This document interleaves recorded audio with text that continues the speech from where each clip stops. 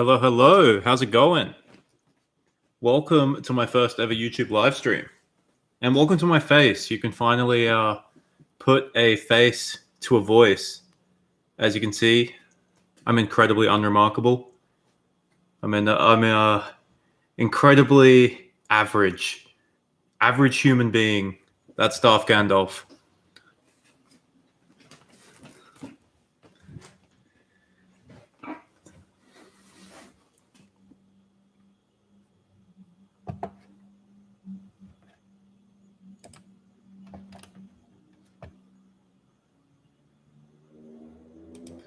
Alrighty, let me just get my bearings for a moment. Hey, how's it going? Thank you, Carrot Ifson. I'm just gonna get my bearings for a second here. I've been under a lot of pressure for the last half an hour. I scheduled the live stream and then I was struggling to get my microphone to. I was struggling to get it working. I was struggling to get lots of things working. Hello, Todd Feather. How's it going?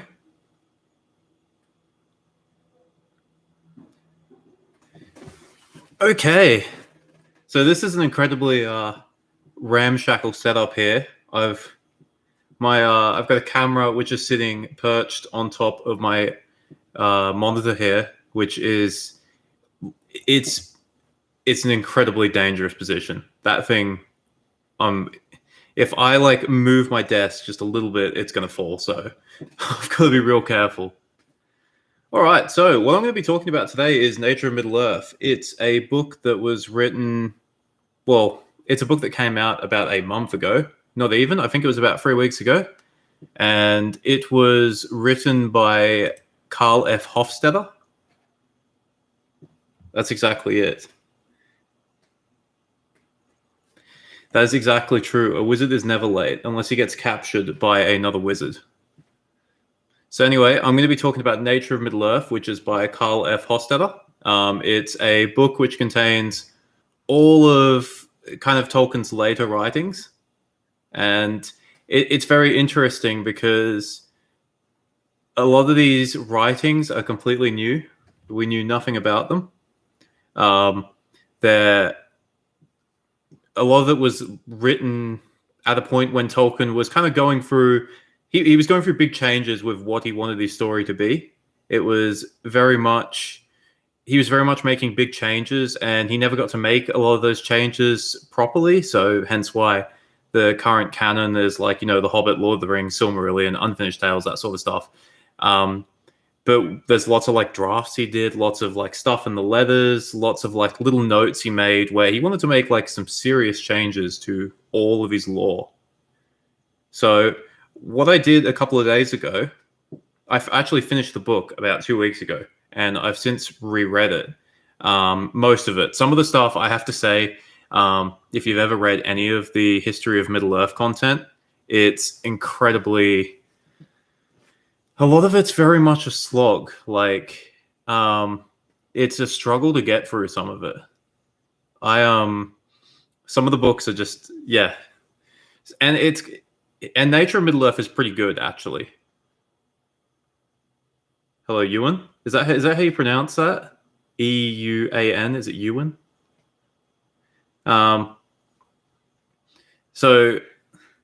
the Nature of Middle-earth is actually quite good for that, because this author who wrote it, who put together all of the... when I say wrote it, I mean he put together all of Tolkien's writings and made a lot of them legible.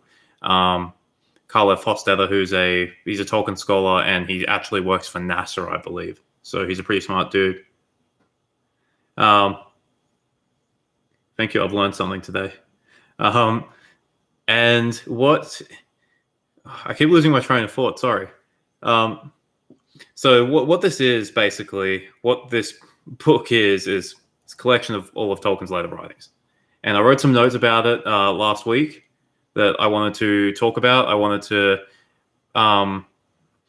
basically bring them up preemptively, because in a lot of my future videos, I'll probably be mentioning Nature of Middle-earth a fair amount, because it brings about some massive changes to canon, like more so than a lot of the other books did, because in Nature of Middle-earth, we can actually see, the huge changes Tolkien had in mind, but never actually got around to doing.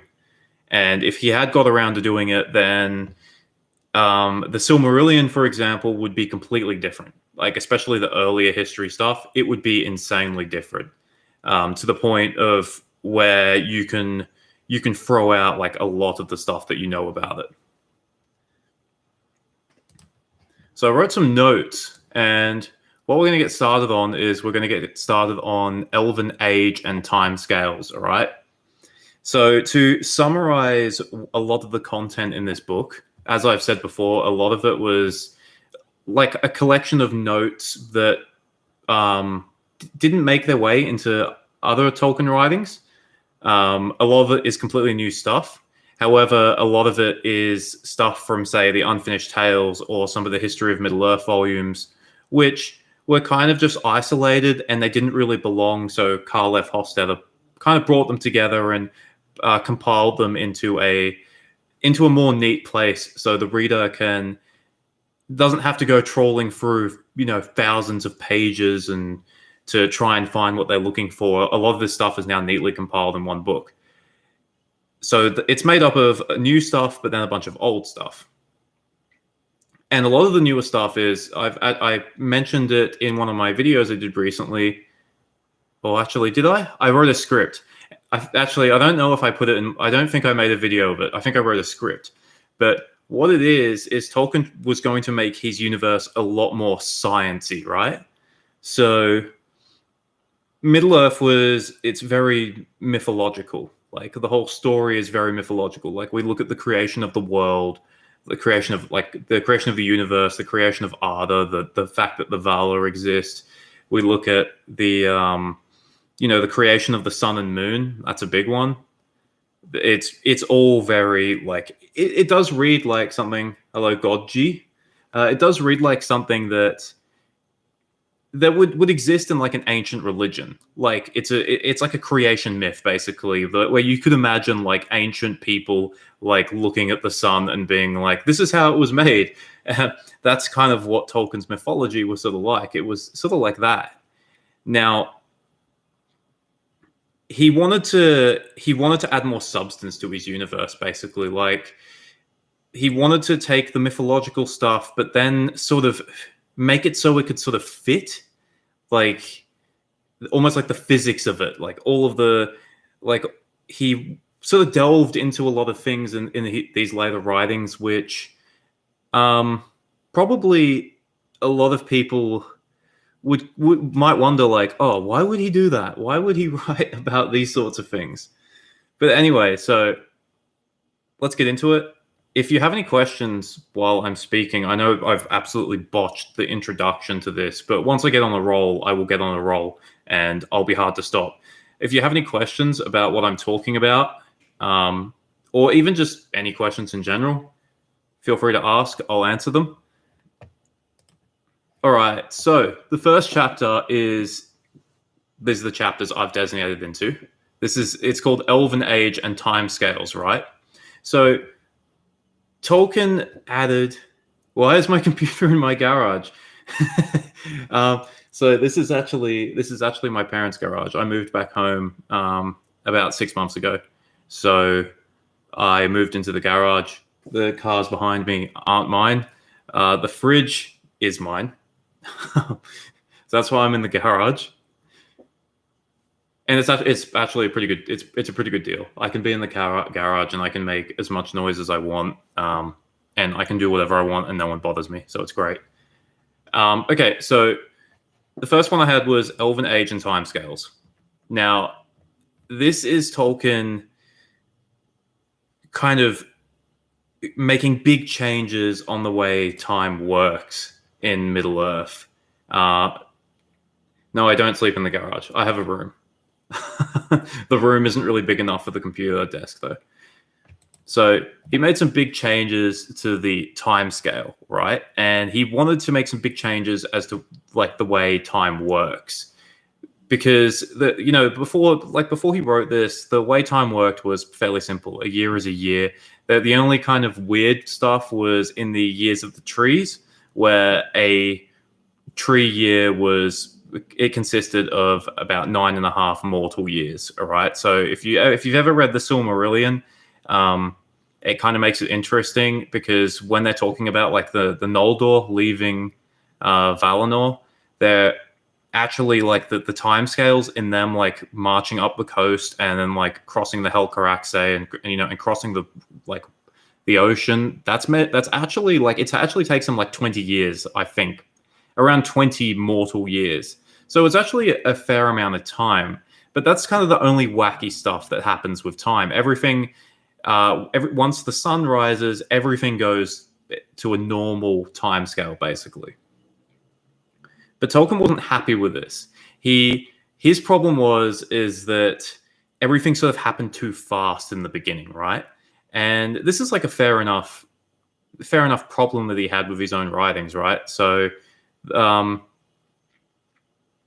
like if you look at what happened, say the elves awoke, it was only like a couple thousand years, and then all of a sudden they're in Middle Earth. I think it was like 2,000 years. So Feanor wasn't very old when he died. He was about 2,500 years old, which, yeah, like that's quite young compared to like the time a lot of the later elves were living. And Tolkien evidently wasn't a fan of this. So he changed this up in a massive way. And the first thing he changed was he changed the concept of what a Valian year is. This is the years measured by the Valar, basically. And he turned it into 144 mortal years, right? So suddenly the timeline blows out massively. Okay, so we're not talking like every year before the rising of the sun was 9.5 years. All of a sudden, it's like 144 years for every year of the trees, or every Valian year, which is an absolute crazy amount of time. Because all of a sudden, our timescale like changes massively, and all like the elves awoke, and then they go to Valinor, and in a relatively short amount of time. It only takes them like it doesn't take them that long to cross Middle Earth. But Tolkien changes this. He doesn't like this, and he decides to make it like so it's going to take several thousand years, which is crazy. Like this is basically him blowing out the timeline massively. Yeah, they just got a huge buff in experience. They basically, the way Tolkien wanted to do it was that they were around for a lot longer. So how long in mortal years would the years of the trees lasted? Well, that's the thing. He actually puts the maths down in Nature of Middle Earth, thankfully, because I'm absolutely terrible at maths. And he calculated it to be around 63,000 years. That's 63,000 years, or a little bit more, actually, between basically this was men actually awakening. Men awoke, and then the war in Beleriand began 63,000 years later. For the elves, I think it's an extra several thousand years longer. So, yeah, the timeline between the elves awakening and then the Noldor returning to Middle Earth was supposed to be about 65,000 years, which is insane. Like, this is him, like, basically making the timeline about 12 times longer. It's like, or even longer than that. It's huge. Now Tolkien couldn't just make this simple. Like, he had to mess with this even more, because he changed his logic then to it's 144 mortal years if elves are in Valinor, but if they stay in Middle Earth, each Valian year. Yeah, that sounds about right, Jackson. It's they were like it's funny with this new timeline. You kind of look at some of the things and be like, they really took a long time to do stuff. Like, surely they would get bored. But yeah, it basically means like when Thingol was in Doriath, like, and the other elves were looking for him, he was like fucking around for a long, long time. He wasn't he wasn't gone for a few years. He was gone for like hundreds, which is so it's ridiculous to think about. And that's what I want to say with this new timeline is that it doesn't really fit into the canon that we have. So you don't have to kind of you don't have to adjust everything you know about Middle Earth. It's just kind of think of it like an alternative timeline, basically. So basically this is the 144 years, the mortal years, that became the Elven age scale, right? So for every 144 mortal years, when I say mortal years, I mean, every time years of the sun. So basically every time the Earth is supposed to go around the sun. I don't know how it works in either, but in this new timeline, basically. But it's so an elf grows older by a year, basically every 144 mortal years, right? And I'll get to this. I'll get to this later on. So then what happens is that if they stay in Middle Earth, it's changed to 100 years, which makes it a lot more. It's a lot easier, roughly 100 years. So this is basically how Tolkien sort of aged his elves. So it was sort of roughly like if you were 2,000 years old as an elf, you were 20. If you're 10,000 years old as an elf, you're 100. So it was basically I don't know if it was really necessary for him to sort of do stuff like this, but he did it to basically almost like scale elves up along with humans. So it's to give you an idea that Galadriel at the end of the Third Age is very old and wise, at least, even for an elf. Whereas she would be comparable to someone like Denethor if Denethor was, a lot more powerful. And it goes to show that someone like Círdan is ridiculously old. He is insanely old. So I'll get to this more eventually because it's quite funny. It creates some interesting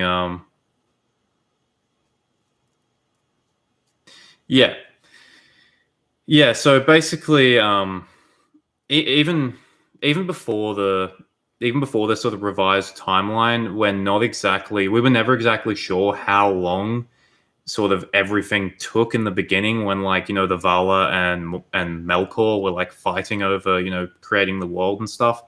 That sort of went on for an indeterminate amount of time, but certainly it does give Sauron more time to work under Aule, and it increases the timeline across the entire board. So yeah, that's correct. So I'll get back to this elf age scale thing because it creates some sort of hilarity later on as Tolkien sort of ran into some problems. That's what happens when you try and create an incredibly convoluted sort of system. I don't know if any of you guys have ever written anything before, if you've ever done any world building of your own. Sometimes it's best just to make things simple because if you don't, it will just you'll end up with problems, especially if you've already written stuff or you want stuff to fit in a certain way. So one of the big ones that Tolkien changed that still sort of fits in, it can still fit in fine, was that elves are pregnant for 9 mortal years. For humans, it's around 10 months. I don't know why Tolkien felt the need to add this, but it's basically when an elf woman gets pregnant, she carries the child around for 9 years.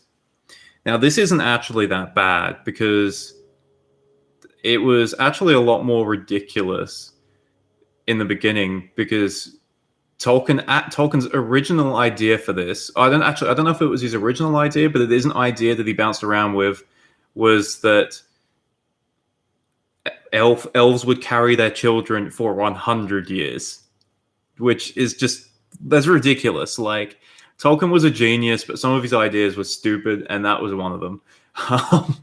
So yeah, the idea that an elf woman would carry around a child for 100 years is absolutely crazy. And it inevitably created some timeline problems because, in the timeline he wrote, there were several examples of elves, being born, sometimes siblings, not that far apart, such as Maeglin. I'll get back to him. But he didn't keep this idea for very long. It lasted in his notes like for like a couple paragraphs, and then he just got rid of it because it was ridiculous. Like 9 years is long enough. 100 is just completely overkill. So elves normally had children between the ages of 20 and 60 in elven years. That's another one of the things he wrote. So 20 being around 2,000 years and to 6,000 years, which is if they stayed in Middle Earth. So that kind of gives you an idea that it's like, okay, well, if elves are immortal, like, why can't they just like, the kid grows up and then pumps out a kid, and then that kid grows up and pumps out a kid, and all of a sudden you can have like, you could have like 20 generations of elves within like, 500 years. Or probably a bit longer, like 1,000 years or something.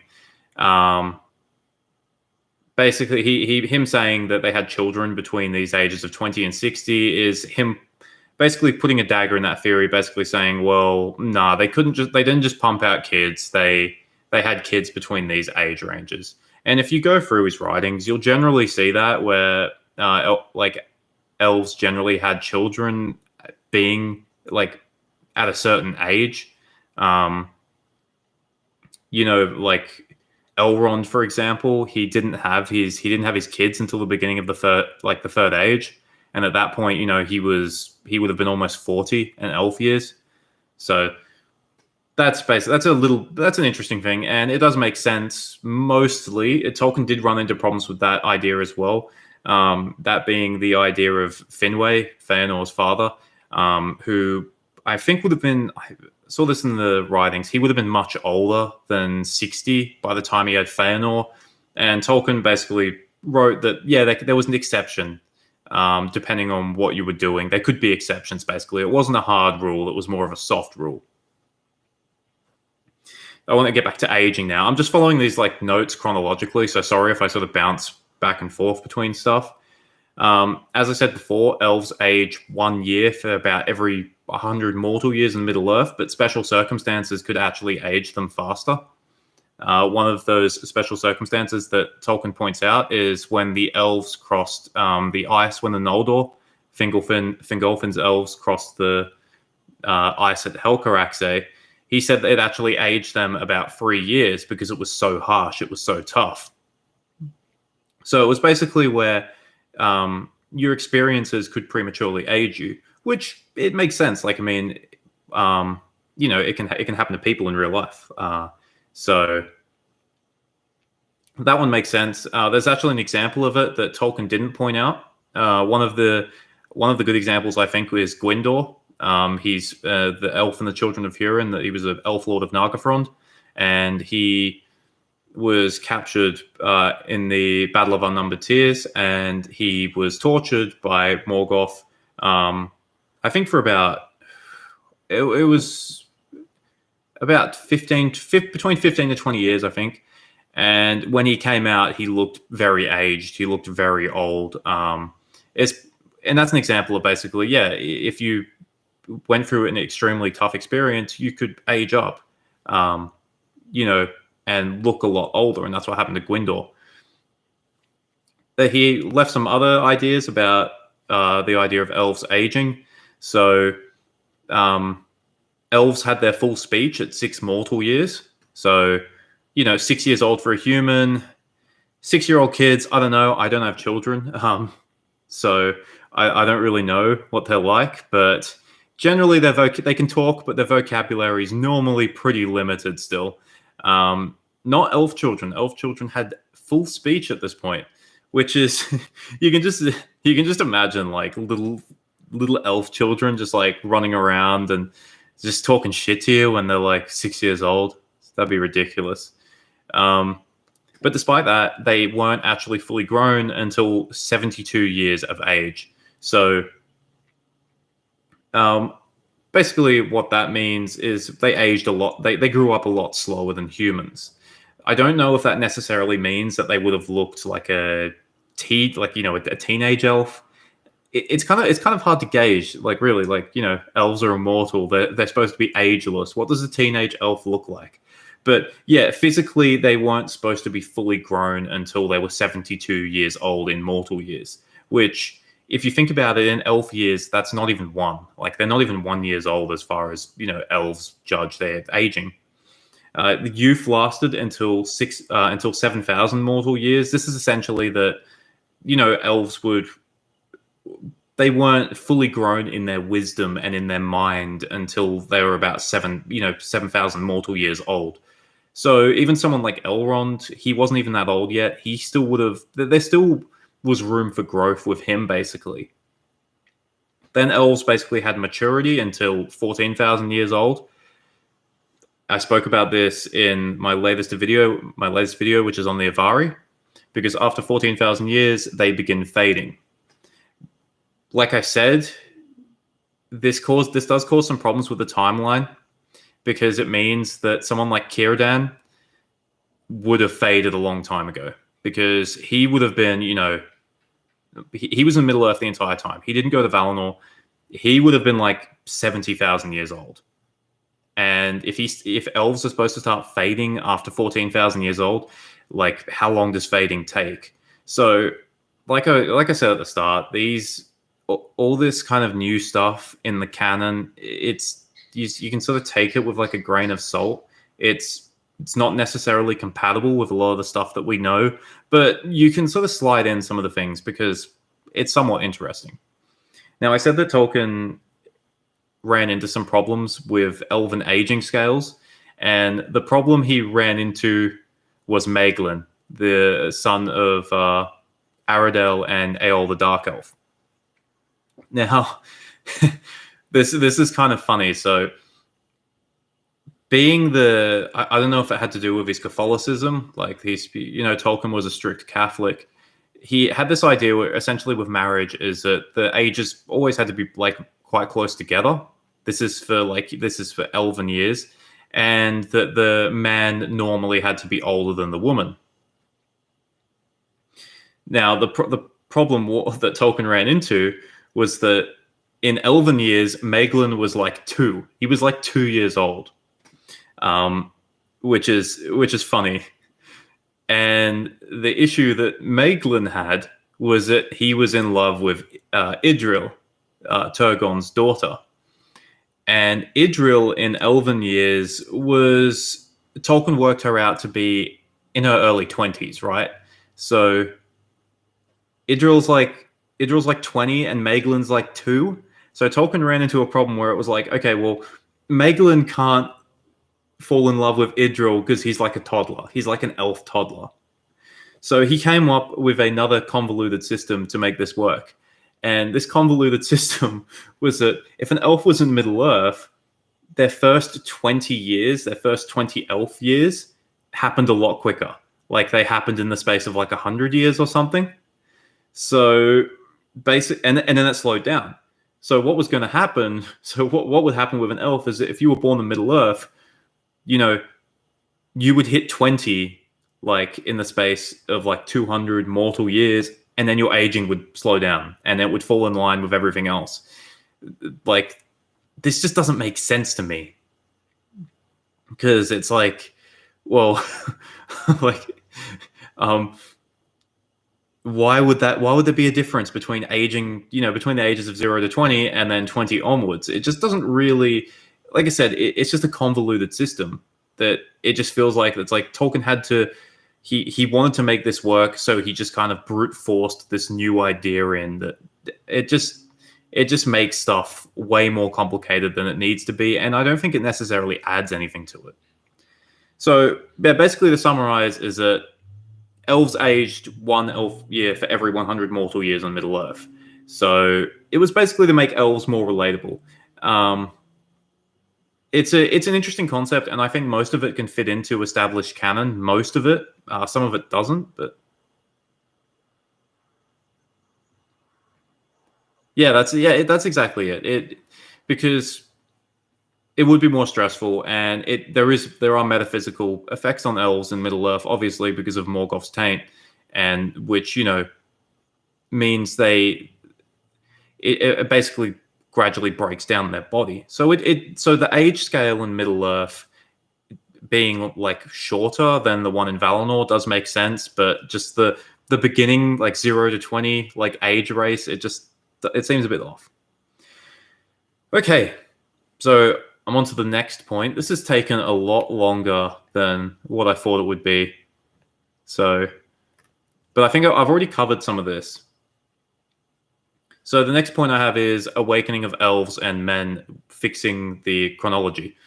So originally, when Tolkien wrote about the awakening of the elves at Cuiviénen, there was only about 500 mortal years between the elves awakening and then the elven ambassadors, which was Finwë, Ingwë, and Elwë, who's Elo Fingol, going to Valinor. So it was basically the idea that the elves were only at Cuiviénen, well, at least the Eldar, they were only there for like 500 mortal years, which, you know, when working with the timescales of elves, it isn't that long of a time. Tolkien decided to massively expand this timescale. He expanded it to 13,000 mortal years.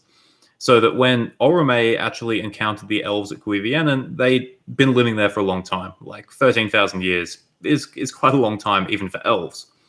If you want to think about it, 13,000 years is longer than the Third Age and the Second Age combined, plus all of the wars against Morgoth that the elves fought. So this is because he wanted the elves to have grown in number. Why did Orcrist and Glamdring don't glow blue while Sting does? I'm not exactly sure. I'm not too knowledgeable about the different weapons that they used. It may have been like the specific enchantments that Sting had on it. Unless Glamdring. No, I don't think. Yeah, I think you're right. I don't think they glowed blue. I think it might just be due to like specific enchantments. I personally don't know. I'll have to look it up. There's so much stuff in Tolkien's universe that I unfortunately don't know all of it, not off the top of my head anyway. So yeah, elves were at Cuiviénen for a long time. Tolkien then makes it so that the men actually awake 100 Valian years after the elves. So, you know, in the... Yeah? Okay. Thank you, Jonas. I get corrected a lot. If you go through this like comment sections of some of my videos, people do correct me on stuff. I do get things wrong. One of my worst ones I got wrong in one of the videos I did was that for some reason I said that the House of Huron, which is the stewards, I said that they weren't descended from Elendil, which was wrong. And someone said in the comments, "Oh, I think they are," and I'm like, "Oh, I'm not sure." And yeah, I got that one horribly wrong. But yeah, so men then awake 100 Valian years after the elves, which is about 14,000 mortal years. In the Silmarillion, obviously, men don't awaken until the rising of the sun and moon. So what Tolkien does then... Thank you. I hope people learn a lot. That's why I do it, basically. I'm talking about something I'm passionate about, and if people can learn from me, that's brilliant. So why Tolkien did this, why he made it so men then awaken not that long after the elves, is because Tolkien ran into a problem with the original awakening of men. Obviously, the awakening of the first men happens when the sun and moon first rise at the beginning. It's beginning of what's popularly known as the First Age, right? The problem with this, and this is something Tolkien actually noted himself. This isn't something that I noted. This is something that Tolkien actually said in his writings, was that when men arrived in Beleriand, men had already split into, so many different cultures and all that. They had so many different languages already. And in Tolkien's mind, there weren't that many men that first awoke. Therefore, 300 years was not long enough for men to split into so many different cultures and have so many different languages, which is fair enough. Like, I mean, if you look at the history of men, it took us a long time to do stuff. It takes a long time for languages to change. It takes a long time for cultures to kind of split apart. So, and yeah, Tolkien acknowledged the fact that 300 years is not long enough. So he drastically brought the awakening of men forward, like by the scale of, 60,000 years, which basically means that this makes some other like changes in his timeline, right? So one of the biggest problems with Tolkien's timeline was the concept of the origin of orcs. So originally it could work, right? Because the most popular kind of, well, I don't know if popular is the right word. The most well-known origin of orcs is that they were corrupted elves, right? They were elves that were captured, tortured, corrupted, and then, either them or their descendants became the first orcs. And this was an idea that Tolkien adapted, like came up with quite early. It appears in the Silmarillion, and it's even the movies, even the Peter Jackson movies, acknowledged this theory. But Tolkien didn't necessarily like this theory. He changed his mind on this. He decided that the first orcs had to come from men. The problem with that is that orcs appeared long before men did. So orcs couldn't have come from men. So what this change does, this idea that men actually awoke shortly after elves, is it then allows for the possibility that men can actually be the first orcs. So it fixes that hole. It creates a lot of other problems, but that's a big one that it actually fixes because, like I said before, the biggest kind of dagger in the heart of the men are the first orcs. Well, sorry, the orcs come from men was that men weren't around at the time. So men awakening when they did, like in this new timeline, it means that they have 60,000 years to spread across Beleriand, which is a huge amount of time. Like we're talking that they would have been in huge numbers. They would have spread all across Middle Earth. They'd have so many different languages and cultures. I think I'm not too well versed on like ancient human history, but I think that we only like sort of left Africa like, I don't know, might have been 60,000 to 100,000 years ago or something. So men had a lot of time to move around. So there would have been lots and lots of them by, when the Edain first arrived in Beleriand. However, there is also a problem here, right? So there is a big problem that comes if you bring the awakening of men forward. And that problem is that if men awoke when they did, it means Morgoth couldn't have corrupted them. Because one of the most important parts of kind of the entire history of Arda was that when men first awoke in the East, Morgoth went east and then he corrupted them. He corrupted them and they all ended up worshipping him. They all ended up worshipping the darkness, right?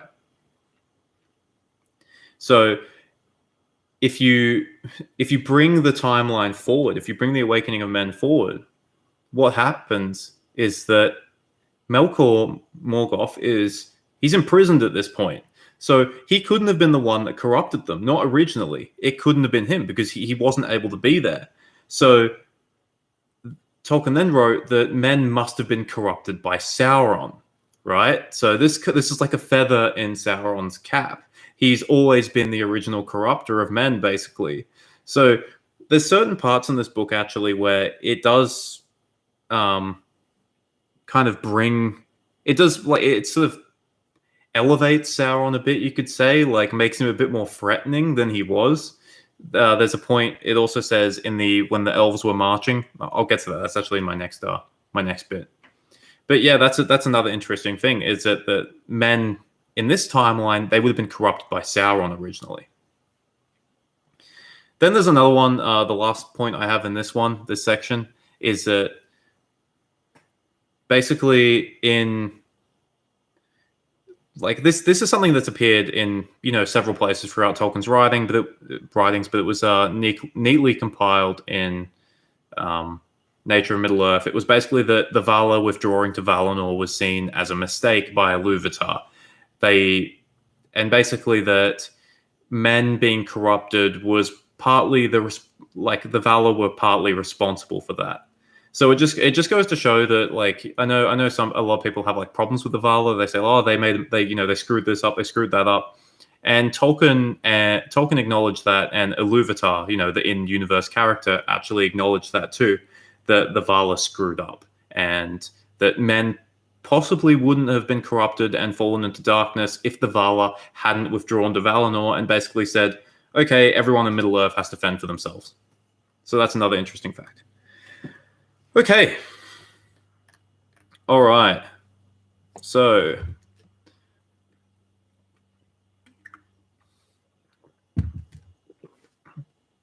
let's talk the awakening and the march of the elves. So this is the elves awakening at Cuivianen, and then the great journey to Middle Earth. So some of these writings actually exist in Tolkien's previous writings, but some of them are also new. Actually, a lot of them are also new. So the first elves to ever awaken by the shores of Cuivianen were Imen, Tata, and Enel. Tata is a ridiculous name, but those are the first elves to awake, and they mean 1, 2, and 3 in Quendian, which is very handy. So they're part of the first 144 elves of the way.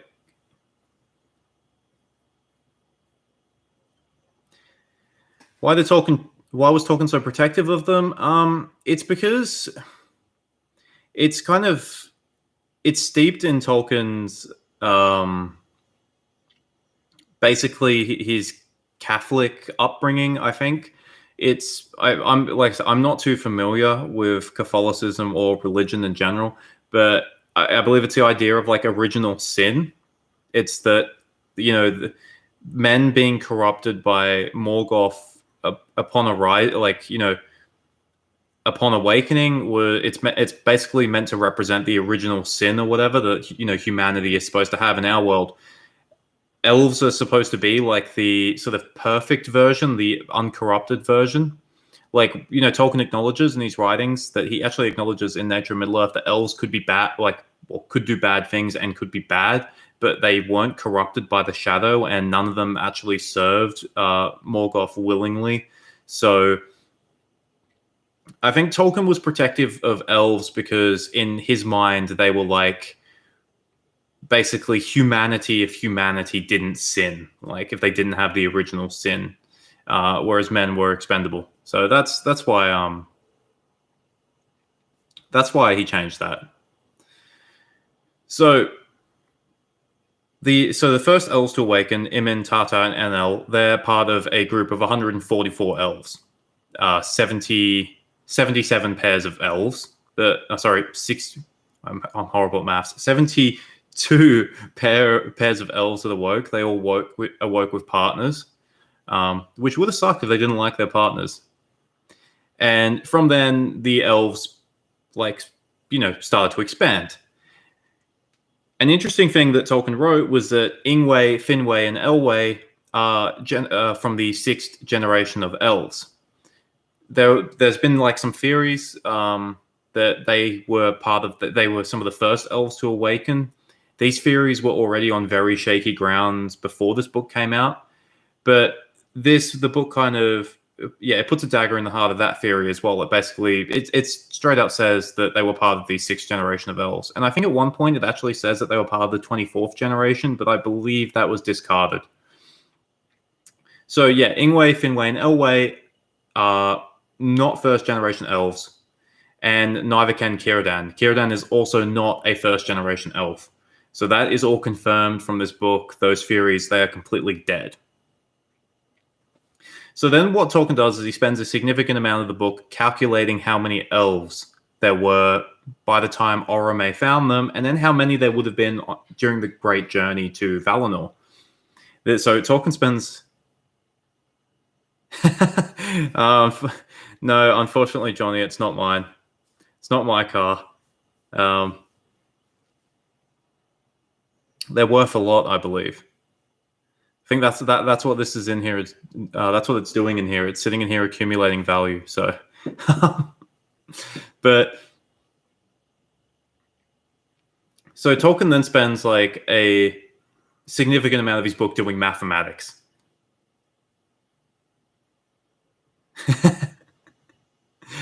He spends a lot of his time doing mathematics, which Tolkien was an English professor, a linguistics professor, and then he could also do maths. Like, so he was an all-around intelligent dude.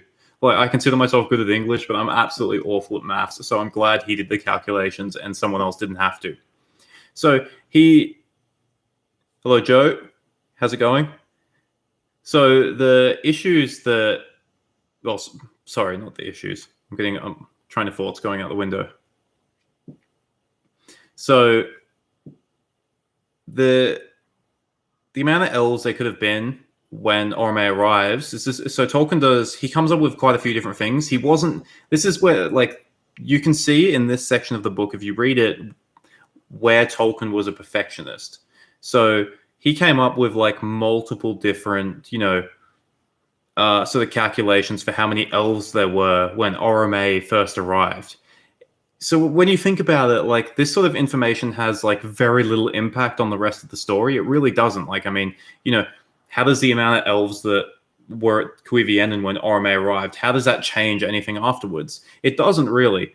But it just goes to show that Tolkien was, very much set on getting that perfect idea. So he changed it multiple times. And I'm not sure which calculation he would have eventually, stayed with. But what we end up having is it's between 32,000 to 45,000 elves when Orome first arrives at Cuiviénen. That's how many elves there were there. That's Eldar and Avari. And basically when the march begins, I think it's when the march begins, there could have been as many as 110,000, because there's also this idea.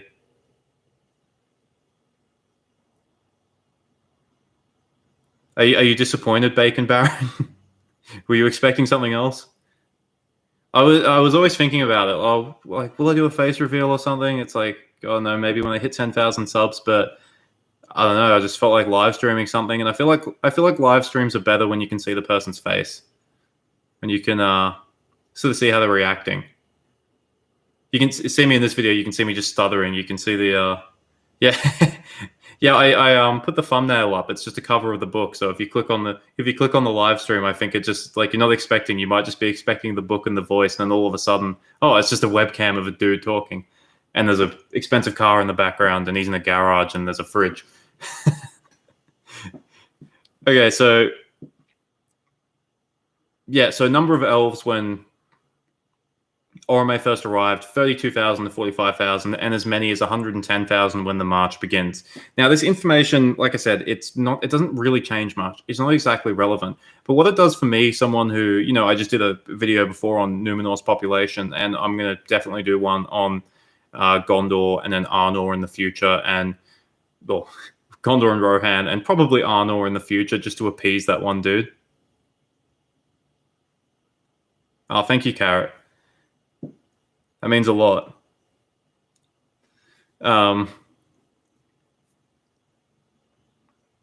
Thank you, Jim. That means a lot as well. There's a lot of good Lord of the Rings channels. So what this does for me, this information that there was, tens of thousands of elves at Cuiviénen, and then like as many as 100,000, as someone that loves the demography, it kind of tells me that Tolkien was more about bigger numbers than smaller numbers. If you watch the films, or even if you read the books, and like, there's not that many people around. Middle-earth doesn't come across as a very populated place. It comes across as mostly empty. And it's true that a lot of places were mostly empty. But when Tolkien's like, talking like 110,000 elves, whatever, or in one of my recent videos, 15 million Numenorians or whatever, it does. Yeah. I don't know how much of it is wisdom, but thank you. That confirms for me that you're making it to the end of the video. Sometimes I put like a really ridiculous one in just to see if like people make it to the end. So yeah, it confirms for me that there were lots of people in Middle-earth, and that the populations in Middle-earth were a lot bigger than what we thought. Obviously, some places were mostly empty, some places were depopulated, but yeah, if there's 110,000 elves when the march begins, and then they spend tens of thousands of years in Valinor, it means that when the Noldor, their population growth did slow down after the march.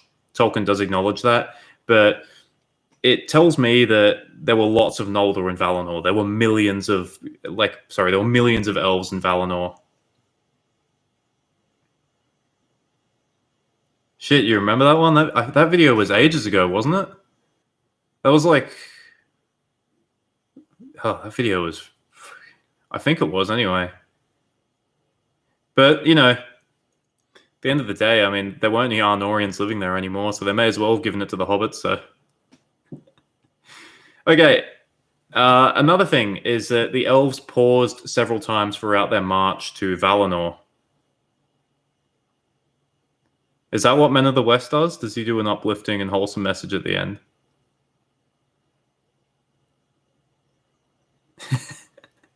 I haven't really watched any of his videos, so, or not to the end anyway. So I'm not sure what he does. I'm not sure what a lot of the other channels do. He's got a nice voice though. It's a very calming voice, Men of the West. So yeah, the elves paused several times throughout their march. They paused near Mirkwood. They paused near the Sea of Rune, and they also paused in the Vales of Anduin.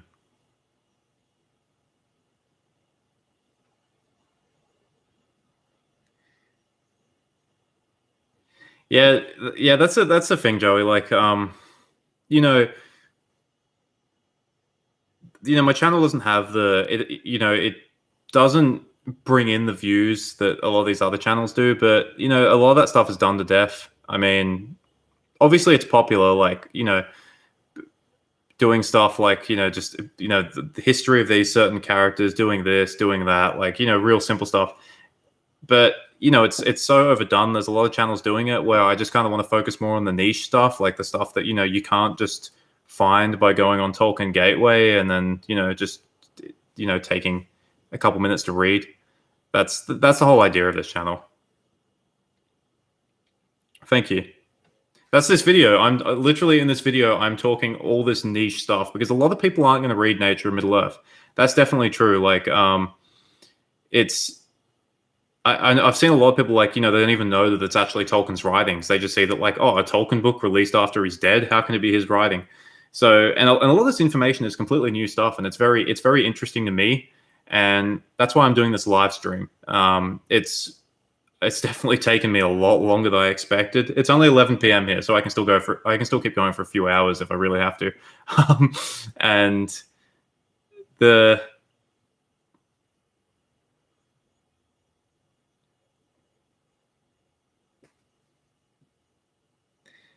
oh, thank you guys. Yeah, Christian. I'm not really. I think I'm not. I don't. I think he. I think. I don't think that's really true because I believe the other, like, mad shit, whatever. It comes from basically when Melkor was running around Arda in the beginning, just destroying everything and just trying to make it a terrible, evil place. That's where that stuff comes from. I don't think that came from the original song. I don't think it did.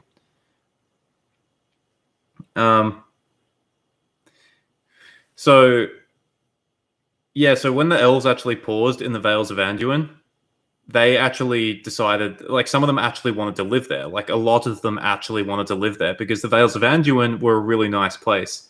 They were a nice place even at the end of the Third Age, but they were especially nice back then because, that there was no Dol Guldur, there was no orcs running around in the Misty Mountains. So a lot of them wanted to stay there, and that's actually where the Nandor ended up staying. Those are Teleri elves that ended up forming the lands of Lothlorien and Greenwood at the time. So that's where that idea came from. A lot of them wanted to stay there. During the Great March, Orome was, like, losing his patience. He was losing his shit because the elves would just stop at places and they would just stay there for, like, hundreds or even thousands of years. Like, they would just stay in one spot. And he wanted to get them to Valinor. Because even though Melkor was captured, Sauron was still around. And Tolkien actually makes a note that when the elves first arrived at the borders of Greenwood, which is Mirkwood, they were like kind of scared because Sauron was already fucking with them. Like he was already causing problems for them. So that's a real interesting point, like just to show that Sauron was a lot more active than what we thought. He didn't just hide in Angband when Melkor was, in prison. Tolkien also makes a note that, when the elves were hanging around these places, some of them wandered off and died. He pointed out that some of them would wander off and they would die to misadventure. So obviously, if you've read the Silmarillion, the first elf that sort of comes to mind.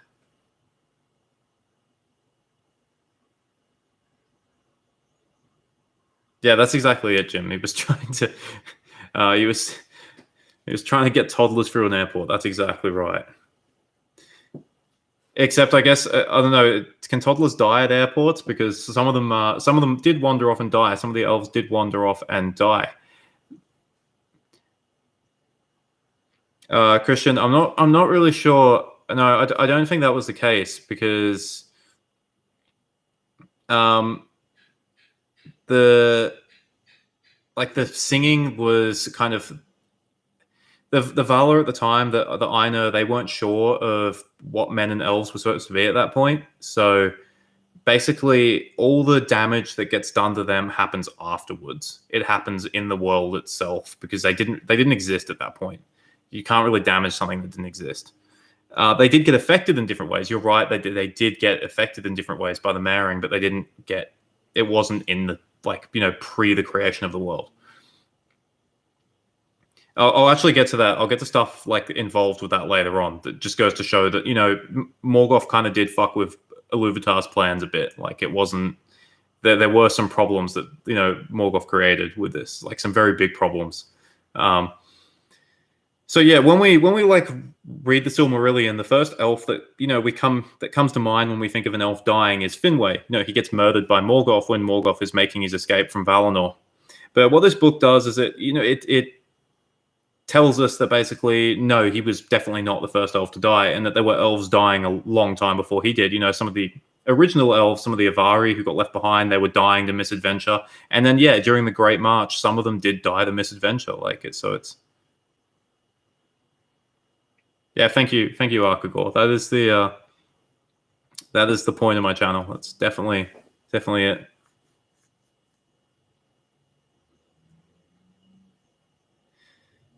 Yeah, I've written a script where I'm going to go into kind of the differences between Sauron and Melkor at some point. So that's definitely going to touch on kind of a lot of Sauron's motivations. So I've recently I've been writing a lot of scripts. It's just kind of like what videos I kind of want to make.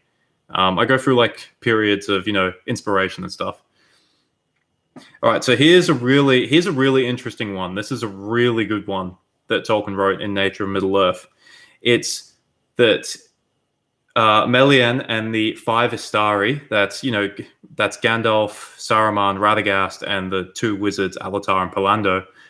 They actually accompanied the march at some points. They were actually there as guardians. They were appointed as guardians of the march, so that they had actually been to Middle-earth, long before the Second and Third Age when they actually arrived. So that's some really interesting stuff. They accompanied them. I'm not sure if it was the entire way, but they accompanied them most of the way, and they looked after them when because Orome would go missing at certain points. He would go back to Valinor. They would go and exchange messages and stuff like that. So. And that interesting thing is, it kind of tells us. Unfortunately, it's not my car, Nero. So that tells us basically is that it gives us a reason why Melian was.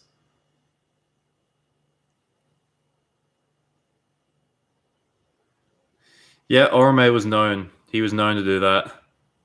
He had a real obsession with posters of Chanel models in particular. Yeah, so it basically gives us a reason why Melian is actually. I'm not sure. He only mentions them by name. Others might have been there, and I'm not actually sure if they were supposed to interact with the elves. I'm not sure if they were actually with them or whether they watched them from afar. Because what I was about to say was that then gives us a reason why Melian was actually in Middle Earth. When Fingol encounters her in Doriath, she's actually supposed to be there. But then the thing is like, if she was with the March the entire time, if she was there interacting with them, why did it take Thingol so long to like fall in love with them? Like, why did he just like wander off in a forest? And why did she happen to be there? Like, gets a bit creepy when you think about it that way. Like, maybe she was like watching him the entire time, and she's like, "Yeah, that guy's really tall. I really like him." And then, and then he's just wandered off into the woods, and she's like, "You know what? I'm gonna go there, and I'm gonna like trap him there for like a couple hundred years, and his hair's gonna become silver and shit like that." So that's a funny little possibility. So it makes Melian seem a lot more sinister if she was with them the whole time and she's just watching him. The last point I wanted to get to with the March is that I spoke about this in my latest video on the Avari, is that all of the first elves who awoke refused to go. They refused to go to Valinor. So, and a lot of the older elves did as well. So they considered themselves like the seniors, and they were against the whole idea of, classic old people. They didn't like change. They didn't want to go to Valinor. They wanted to stay at Cuiviénen forever. Yeah, yep, she could have been a stalker. So that's an interesting fact. It basically says that, yeah, all of the old elves stayed in Middle-earth. Yeah, that's exactly it, Nero. The more shit on a car where you look at it and you're like, why is that there? The fancier it is. So it's like a spoiler. It's like, why is a spoiler there? There's someone in the comment. There's probably a practical point of a spoiler. Does someone know a point of a spoiler on the back of a car? Someone tell me. Okay. Let's talk about Elvish reincarnation. This was another interesting one. This was a very interesting one, and I really liked this one. It's actually quite funny because it's, yeah, shit.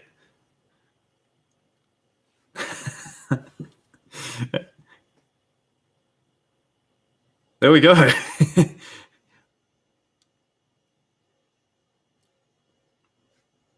I've just been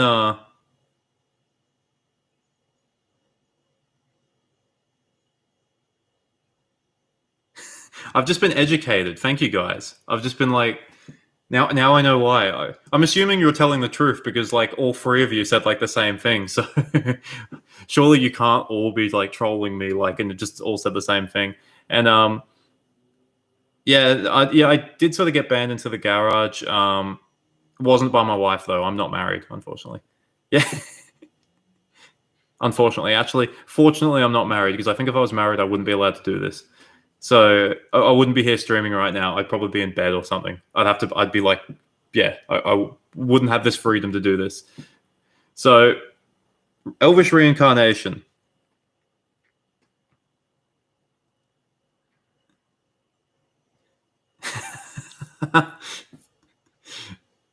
Okay. So this Elvish reincarnation stuff is very interesting because you can literally see what Tolkien was writing down, and you can see him write it, and then you can see him get to a point where he realizes what he wrote was completely fucking stupid, and then he changes his mind and like writes down all the stupid shit about it. This is one of the funniest things Tolkien has ever written for me. So the first part isn't that funny. It was that death of the elves was not something Iluvatar actually intended, right? This wasn't like an unforeseen thing. Death wasn't supposed to happen to elves. So that when those first elves started dropping dead, Manwë and Iluvatar spoke about it, and Manwë was like, "Iluvatar, what the hell do we do? These elves have died. Their spirits are floating around. Was this supposed to happen?" And Iluvatar was like, he kind of just shrugged, and then he's like, Manwë's like, "Okay, can we like put them back together or something? Can we do something for them?"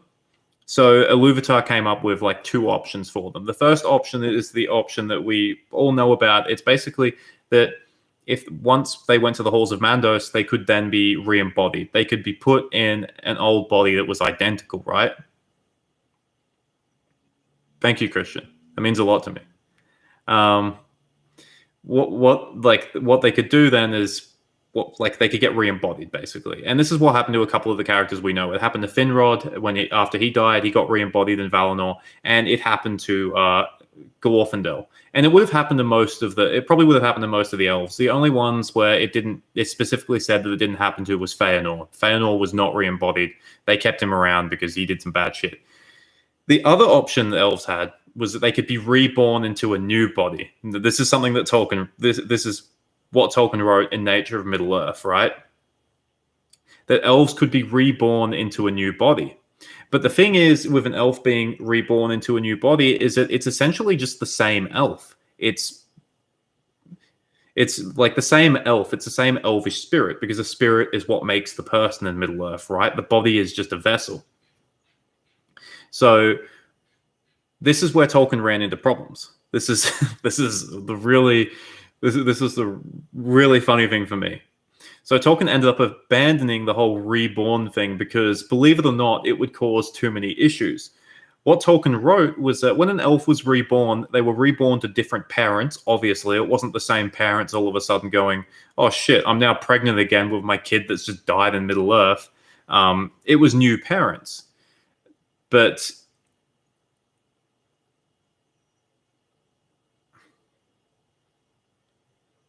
thank you, Antipas. Or Antipius, and that's like a Greek name.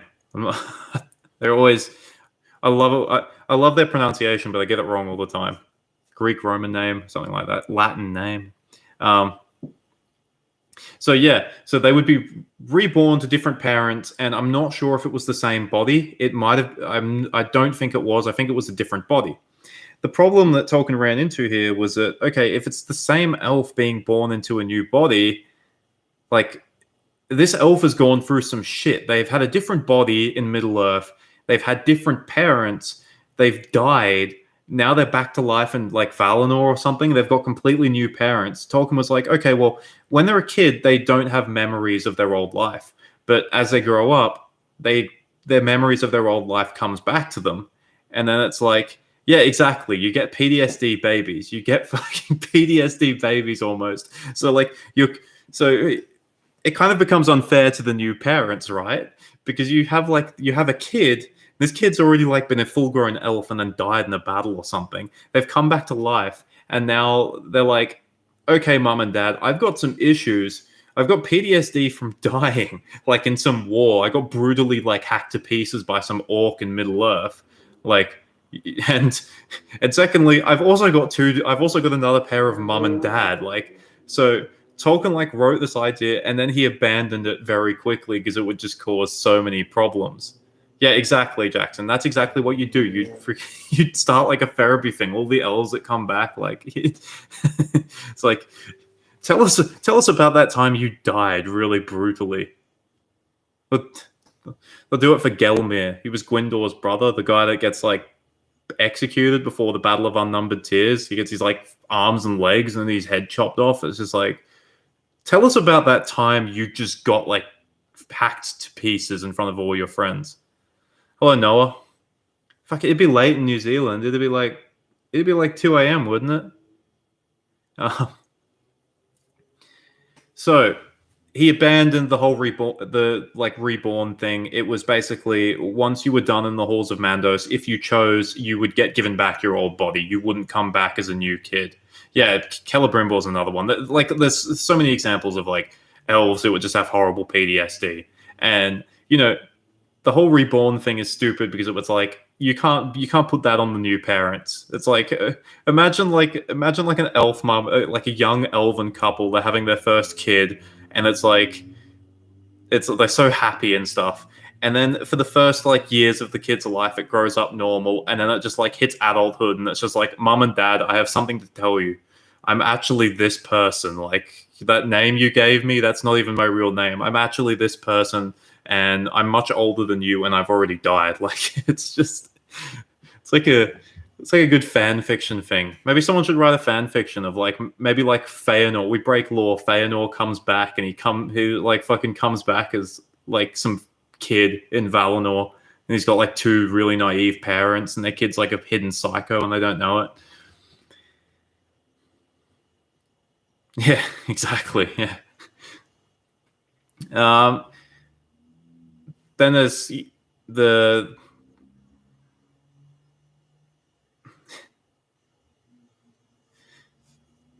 yeah, it's right. Yeah, it does happen with humans. The whole not a phase thing. But at the same time, I am, I am me, right? And you are you. I'm not like some fucking like medieval peasant that like died of the Black Plague. Is like I don't have memories of like dying horribly, like on the toilet or something, like from the 1300s. Like it's just like your parents as a human, they just have to deal with the stupid phases you go through. It's like mom and dad, I'm going through my Tolkien nerd phase, as opposed to like mom and dad, I have photographic memories of that time I got my head cut off in a battle. Like, okay, so there's a bit of sciencey stuff that Tolkien wrote as well, about light and dark. I'm going to be honest, I sort of skipped through a lot of this stuff. I didn't find it too interesting. That's not to say that I don't find science interesting. It's just that I do find science interesting. It was just a bit too much for me. The other thing that he wrote, though, was that well, it's all grey underneath. It's all grey underneath, unless your car is rusted. So if you strip back the paint, it's all grey. So, fun fact. Although we got a couple of car experts in the chat, they probably already knew that. The other thing that changes a lot, and this was something that Tolkien wrote about. This isn't just in Nature of Middle Earth. He did write about it, and it was known before. Was that the sun and moon were always around? I spoke about at the very start of this video. The whole mythology stuff of the sun and moon. Tolkien wanted to replace that with like basically, yeah, the sun and moon were always around. They weren't like Maya that became it, and then after the two trees died, it was the sun and moon were always there. And then Arda was always supposed to be round as opposed to flat, because Arda was flat originally. It didn't become a rounded sphere until the downfall of Numenor. So in this sort of revised version that Tolkien was writing, it was that everything was like it. Like I said, a lot more sciencey, a lot less mythological. The two trees, like giving off light and stuff. He wrote several times that. Hello, Guardian. How you going? He wrote several times that Valinor was in a dome. I don't know if that was meant to be like a literal physical dome or like like there is. I knew before I started the stream that I would get comments about the car. I knew it. So these aren't surprising to me. I'm not at all surprised about the car comments. Okay, let's talk about world stuff. This is sort of miscellaneous stuff that Tolkien wrote about in regards to several places throughout the world that I found kind of interesting. They're not really linked, but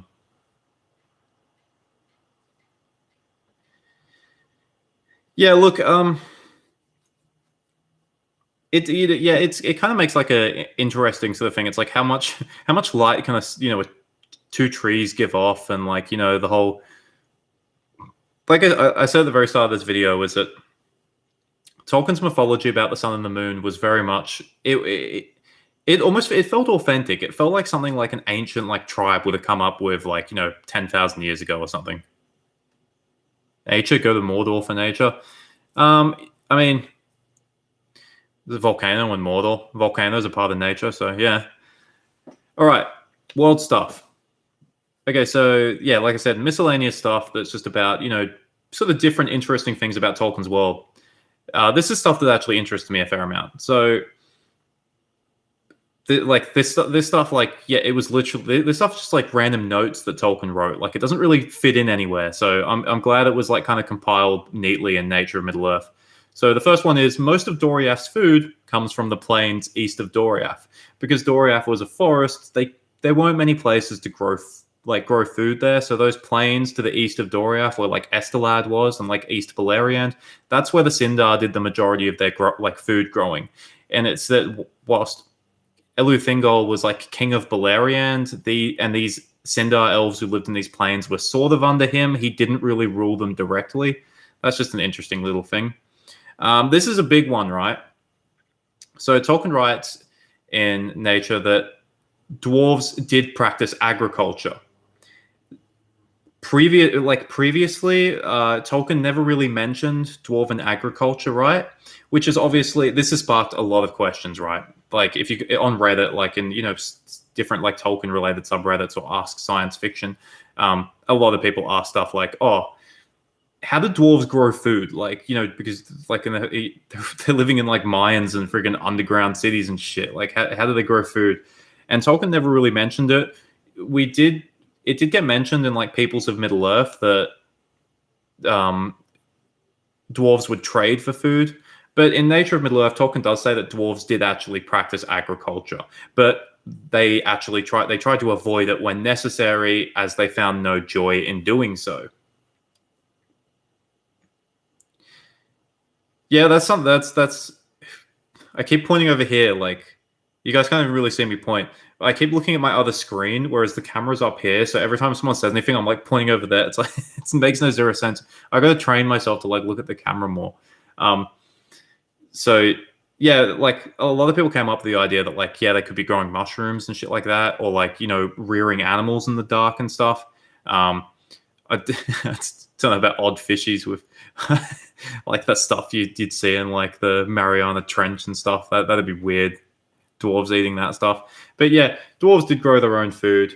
They just didn't enjoy doing it. And it kind of, when Khazad-dûm, Moria closed their doors to the outside world, it tells us is like, yeah, there was a reason why they didn't all just starve to death. Although, it looks like Rock's back on the menu. That's a good one.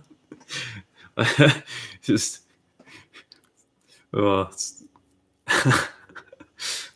yeah, that's why dwarves. People wonder where all the mithril went. That's like if Moria was mining mithril for thousands of years, where did it all go? Yeah, the dwarves ate it all. I don't know if they were fishing from the Bridge of Khazad-dûm. That's a long. You'd need a long wire to get to the bottom. It'd be very dangerous, I feel. Honestly, the wire would be very heavy, I feel like. If you're dropping a wire that long, it'd be heavy. You just pull yourself off the bridge. I don't know how smart that would be. But the dwarves not enjoying growing their own food does probably show why the dwarves actually dwindled when Moria did close their doors, because they didn't like growing food. They probably didn't grow as much as they needed. Therefore, they just didn't really have as many kids.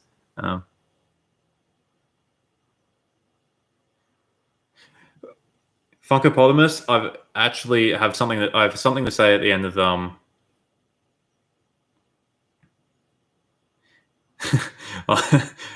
yeah, I have something to say at the end of this video about Divide and Conquer, because I have actually got a stable version of the mod working. I will be doing something with Divide and Conquer very soon. During that's what happened. That's actually how they awoke the Balrog. They went fishing from the bridge and oops. They did trade for food a lot of the time. But they also grew their own food. But yeah, I think basically that was probably where most of like their food came from. When, like, for example, the Dwarves of Erebor, most of it probably came from the Dale Men. But obviously they didn't always have access to men to trade with. Like, obviously Moria, when they closed the doors, they didn't have access to men. So yeah, they did grow their own food. Got some information on kind of different ores that were found in different places. This is just like this is the shit that Tolkien wrote about. Like, one of the biggest, like, almost like complaints you could say, like, that people had with Tolkien's writings was like, oh, why didn't? Well, Jim, I mean, in the what does Gimli say in the Lord of the Rings films?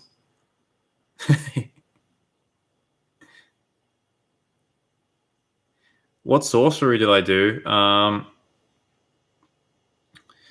I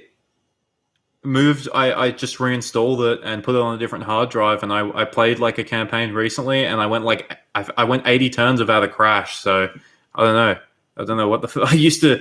like before that, I get a crash like every couple turns. So, but yeah, so different information about different ores that were found in different places. As I was just saying, like it was just like when we read Tolkien stuff, it's just like, you know, for me and then for several people, like especially the guy that loves Arnor, like the guy that wants me to do the Arnor population video, it's like, why didn't Tolkien write more about Arnor?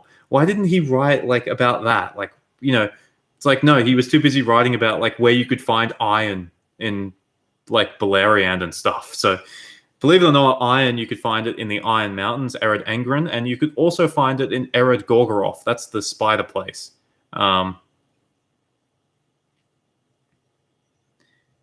So yeah, there was.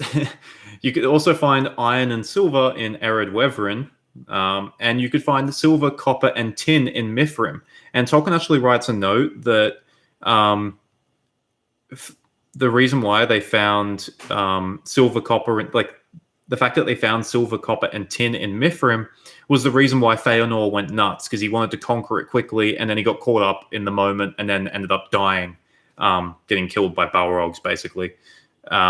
He also says that gold was rare in Beleriand. You couldn't really find gold in many places. He says the one place you could find it is if you went river panning in the Sirion. So, yeah, I mean, this is completely useless information, but it's still neat. Like, it's still neat. MOS, I think I played MOS years ago. And that's the one with like heaps of pop-ups at the start, and you can sort of enable what you want and disable what you want, isn't it? And everything tastes better with Arnold. Orcs probably felt that way. So the dwarves were alcoholics to make mithril taste better. Yeah, I mean, sure. Like, why not? That's the thing. That's the thing with headcanons. There's nothing that says that they didn't do that. There's nothing that says the dwarves didn't eat mithril. It's like I think it's like the little Uzi, not little Uzi Vert, the gun little Uzi. It's like the Uzi, I think it is. It's the theory where it's like the orcs were like you can claim that orcs were armed with Uzis because Tolkien never wrote that they weren't armed with Uzis. So, okay, the Sindar and Beleriand, they mostly dwelt in forests and groves and in semi-permanent dwellings. They didn't really have cities outside of Menegroth and the Thalas. They kind of lived sort of a very natural lifestyle. That's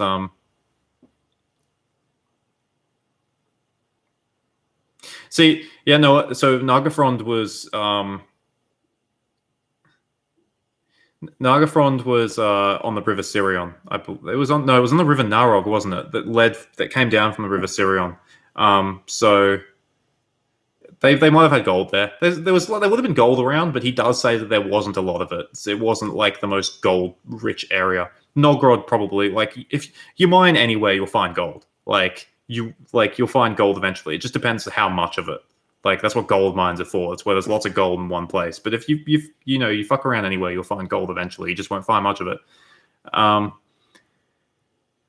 He also says that most of the works of the Noldor and Sindar and Beleriand were geared towards defense. Basically, that they didn't, and that Gondolin was the only proper city that the Noldor actually built. So that all these other places, even like Nargothrond, they were all built with defense in mind. All the places in like Hiflum, in East Beleriand, they kind of, what they built were sort of like fortified towns as opposed to big cities. So that's kind of an interesting thing. It kind of, tells us why that on the map of Beleriand, like there aren't like lots of cities or like towns on the map. It's because they didn't really, they weren't like, Nargothrond was pretty much just a giant bunker. Like, I mean, so was Menegroth. Like, lots of these places were giant bunkers.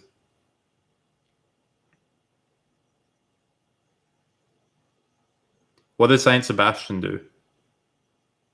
Maybe he did. Maybe it's said Tolkien never said that he didn't, so maybe he did. Celebrimbor, Saint Sebastian. I think maybe Gollum came back as Jeff Bezos or something. I can't say that. He'll find me. He'll hunt me down. The gigantic bunkers didn't work. It absolutely didn't work. In history, when have bunkers ever worked? Like, think about it. Hitler had a bunker. He still died. bunkers are temporary. It delays the inevitable. Yeah, I mean, you've got a point, Jim, but I mean, Gollum doesn't have a sick cowboy hat, and Gollum hasn't been to space. What were the dwellings of men like in Beleriand? So Tolkien actually says that men lived in towns. We know from this is kind of new information because he never really speaks about it in like the Silmarillion and stuff about where men lived. He talks about where they live, but he doesn't talk about like what they kind of lived in. We know that they sort of like some of them lived in homesteads and stuff, and then like obviously the Halladin lived in that they lived in that hill. In Brethil or whatever. So he does say that they lived in fortified towns as well. I don't think men built cities at that point, but they probably lived in small towns. Another interesting thing is that the petty dwarves apparently helped Finrod build Nargothrond. Now, we know from Mim and the Children of Hurin that the petty dwarves actually lived there at one point, but the Nature of Middle-earth says that they actually helped Finrod build Nargothrond, and they were actually friends for a while, and then they were exiled after their chieftain attempted to murder him. And that chieftain was apparently Mim, the very same dwarf from the Children of Hurin. So that basically tells us that Mim might have always been a dick. He wasn't just some unlucky dwarf. He was always an asshole. And he tried to murder Finrod. The last little bit of information I have about this is that in Lothlorien, elves only dwelt in trees inside Carascaladon, or Galathon. That's the DH sound. Tolkien's pronunciations are the banes of my existence. You've probably noticed in my videos I struggle to pronounce TH, and the DH sound in Tolkien's work is like supposed to be pronounced with a TH, like Galathon. So yeah, that was only a small part of the Galadrim actually lived in Carascaladon. That gives us an idea of where the Lothlorien elves lived. And in the rest of Lothlorien, the tree dwellings they had, that were called flets or Tilanes, they were actually just places of refuge. Elves generally didn't live in trees. So where did all the people that moved to Numenor came from? I sort of addressed that a bit in my Numenor population video. It's yeah, that's exactly it, Jim. Yeah. Look, Tolkien was a linguist, and one thing a linguist should know is that languages change, sounds change, and it's only inevitable that like everyone was gonna. Yeah, how's it going, Elliot? Surprise, surprise. Anyway, Xavier, the Numenor population thing I addressed in the video I did recently was basically, I'm not sure where all those Adain came from. Like the apparently 300,000 that there could have been on Numenor. There shouldn't have been that many left. So I suggested that it could have been some of the Adain that lived in Eriador, which there were plenty of them living there. So that could have been it. All right, then we have some stuff on the Numenorians, right? This is so a significant part of Nature of Middle-earth is actually dedicated to the Numenorians, which is actually quite useful considering Numenorians will be playing a presumably quite a big role.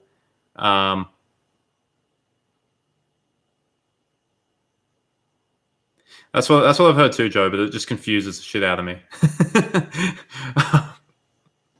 If you're interested in Tolkien pronunciations, there's a guy on Tolkien Gateway called Ardamir who he does perfect pronunciations in some of the articles for certain characters and places and stuff. I think he sounds like he might be like Spanish or something because he rolls these R's perfectly too. Like that's a thing in the Elvish language. Like you're supposed to be rolling your R's, and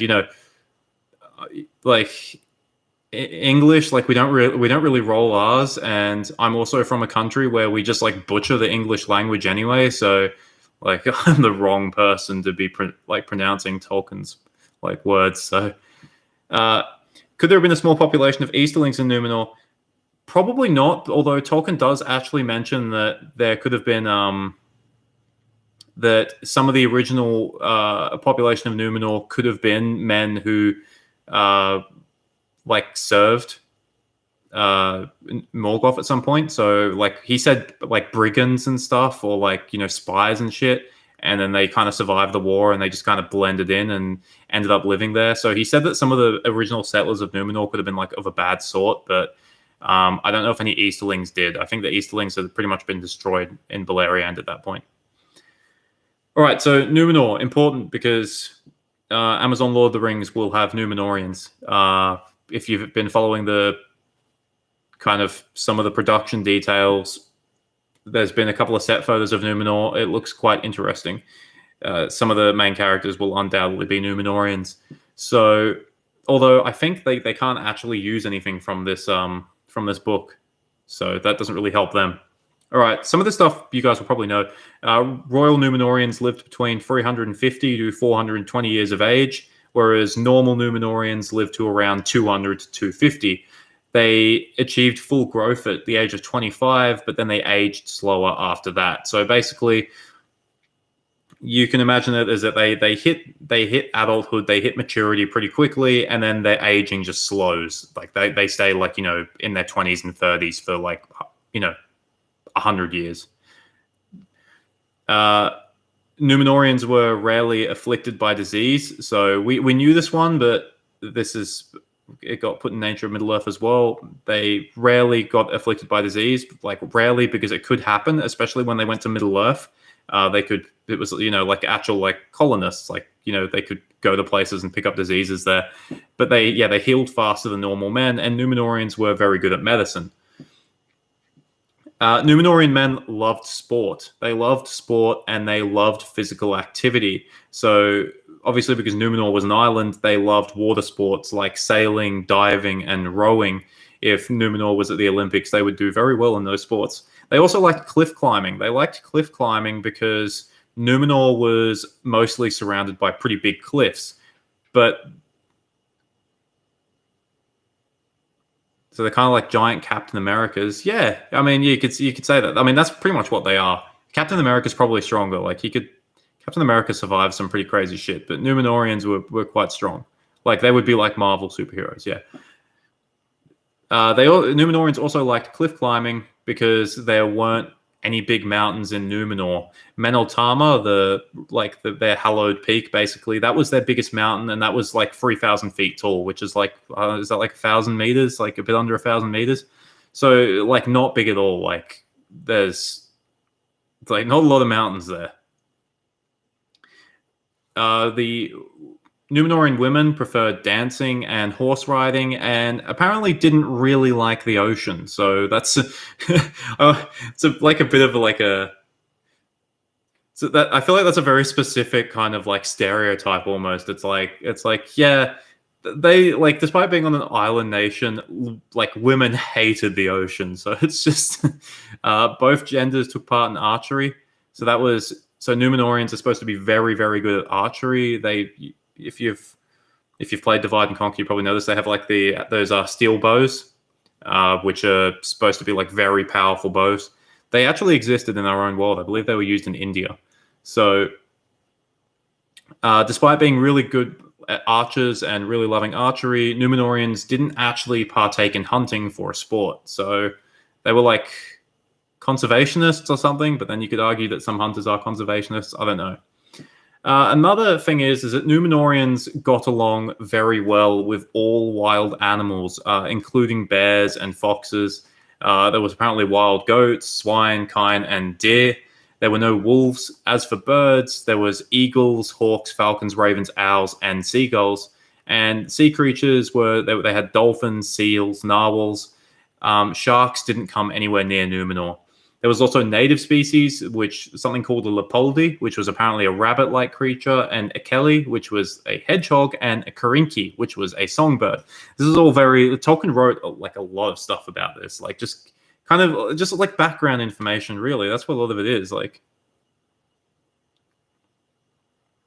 Yeah, yeah, exactly. Yeah, yeah. Don't come on the boat. All women hate boats. Yeah, but there's so yeah, there were no sharks near Numenor, so you could swim in Numenor's waters fine. But yeah, that's just a whole bunch of kind of interesting stuff about Numenor, the which kind of makes it sad. The like Numenor along. You probably saw my. I moved my hand on my desk. You might have seen my camera move. Then that's how like it's not in a safe spot. The camera is not in a safe spot. So I've lost my train of thought now. What was I going to say? Yeah, so Numenorians got along great with the animals that lived on Numenor, right?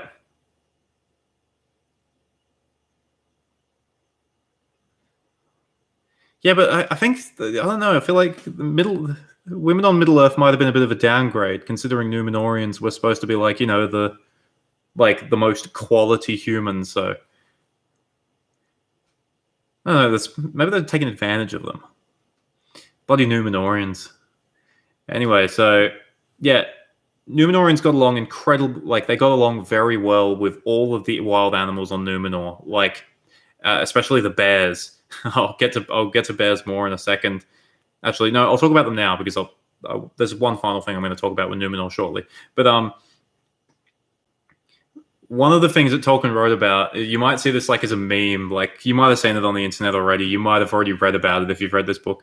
Was Tolkien literally dedicated several paragraphs to dancing bears, right? So one of the things Numenorians, so, fucking hell, this is so stupid. It really is. Like, I mean, it's a neat little detail. It's kind of wholesome, but at the same time, it just feels like it's just like it just confirms for me that Tolkien was a weird dude. Like he was like some of the shit he came up with. It's just like, bro, like what were you smoking at this point? So one of the things he came up with was like dancing bears. So the bears on Numenor, they were black bears, not grizzlies or polars. They were black bears. They would dance, like, and they danced in the wild. Like, this is ridiculous, man. This feels like something that should be in The Hobbit. And he wrote this like 30 years after The Hobbit. Um, so he's dancing bears, right? And the Numenorians would like capture them. Or capture sounds a bit harsh. It's more like they would, befriend the bears, and the bears would perform like dance routines for the Numenorians, basically. But then Tolkien writes is that like the Numenorians would stay like deadly quiet whilst watching it because if they laughed or like jeered, it would scare the bears. Like literally, this is something that he wrote. He spent several paragraphs on this, and for me, it's just like, it's like what were the, it's just what were you writing about? Like, why did you write about this? But I think that's really funny. And it kind of adds an element of sadness to Numenor's eventual destruction because Numenor was basically heaven on earth, like at least outside of Valinor. Like a place where men and animals got along, and everyone had a great time, and um, yeah, exactly. It was like everyone was having a great time and all that. Nah, they wouldn't have been ancestors of the Beornings. Beornings were a completely different group of men. They yeah, the Virgin Prancing Pony versus Chad Denzing. Yeah, exactly. It's probably the name of a tavern in Gondor, probably the Dancing Bear. Um, so what was I saying? Yeah, so it adds an element of sadness to Numenor's downfall, and I think that sadness is that yeah, this was such a great place. And then when Iluvatar decided to sink Numenor because Ar-Pharazôn went to Valinor, it didn't just obviously kill all the evil Numenorians, but it wiped out all of these, all these animals too. All of these, these dancing bears and these, native species like the Lepoldi, Akeli, and Karinki, all of the birds and stuff. So it wasn't just.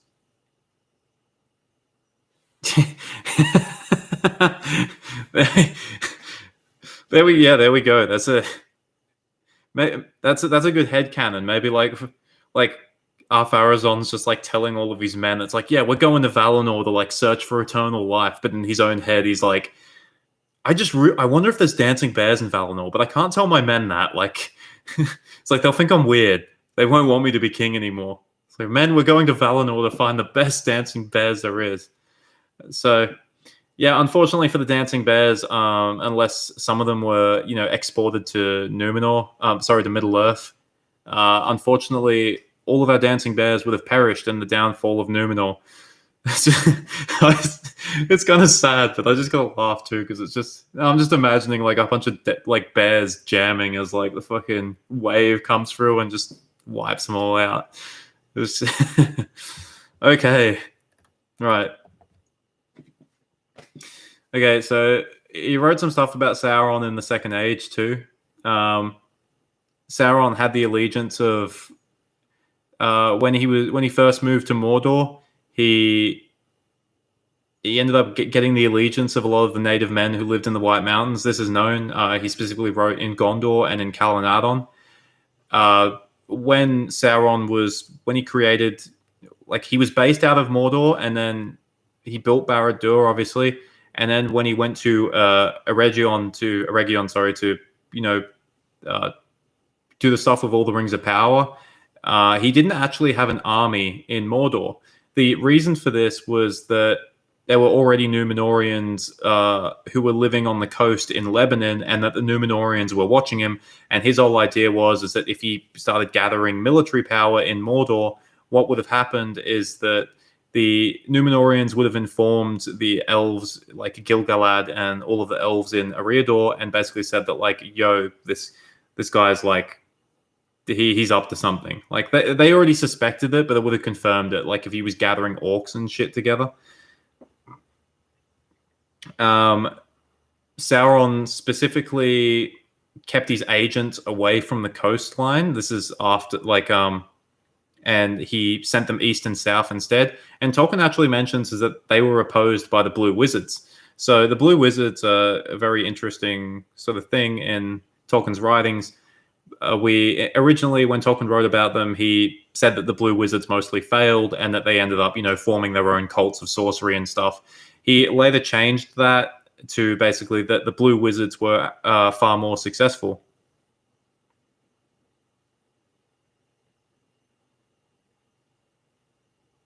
Shit, well, there you go. That's a bit of interesting trivia. Gigalad.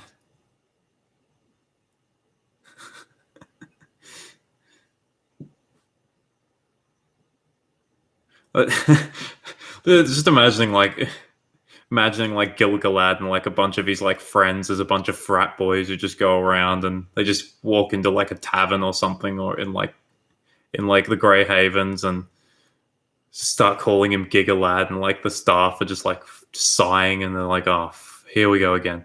Yeah, there were Numenorians in Lebanon. There were Numenorians. They first basically.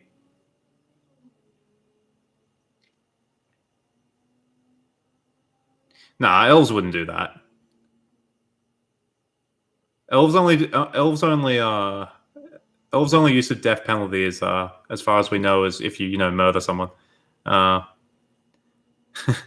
yeah, there were Numenorians. Yeah, you probably would get shot in Middle Earth. I think lots of us would get shot in Middle Earth.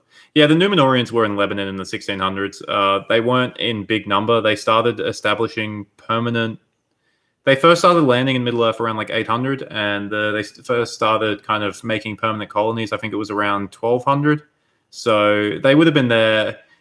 They didn't start founding their first cities until afterwards. Obviously, there wasn't enough of them, but they were there for a long time. They were there while Sauron was still pretending to be good. That's why Sauron sort of kept away from those regions. He'd already kind of sort of converted the native men that lived in those lands, but once the Numenorians were there, his influence in those areas kind of faded because he didn't want to tip them off.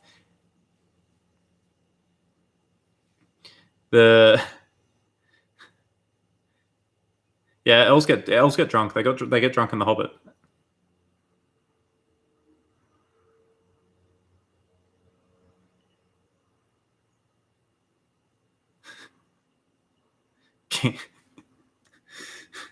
Giga lad. God damn it. It's ridiculous. Okay, so back to like the Blue Wizard stuff. Later in Tolkien's writings, he said that they were basically a lot more influential than he originally said they were, and that they actually opposed Sauron in the East, and they were the reason why Middle-earth didn't get overrun sooner, because they managed to convert some of those men in the East away from Sauron. That's actually a thing in Divide and Conquer. If you play as the faction of Khand, I believe the Blue Wizards get involved. But that's another interesting thing.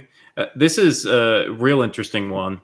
This is basically that there were powerful and stronger orcs in the East during the First Age and the Second Age.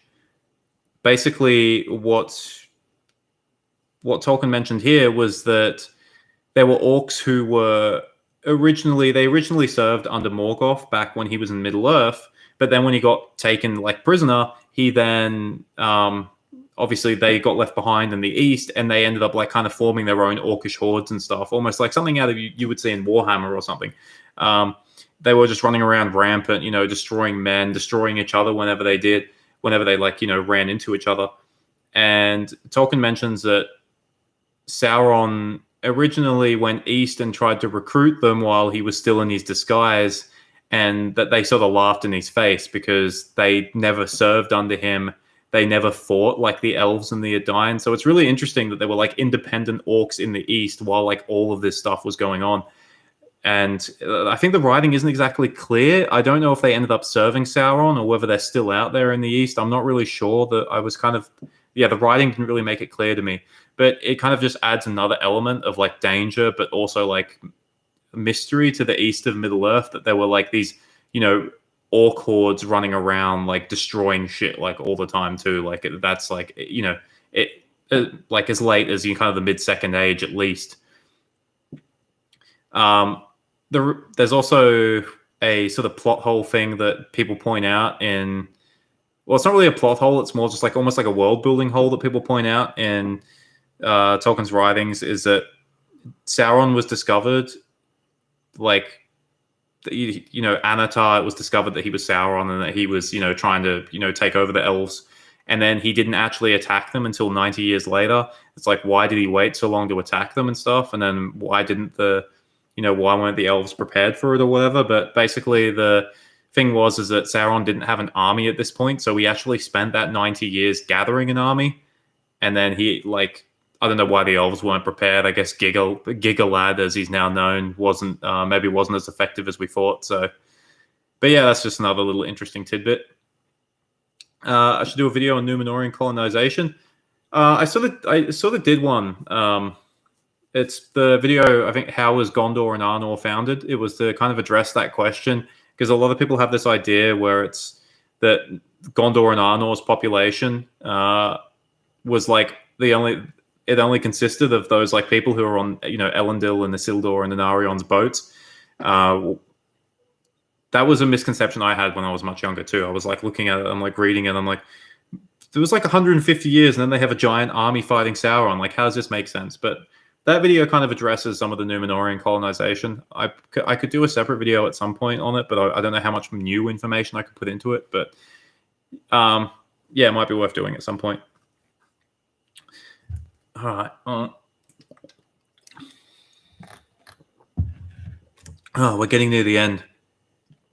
My voice is starting to go. All right, we got some stuff on heights. So Tolkien put together a compilation of certain characters' heights in Middle-earth.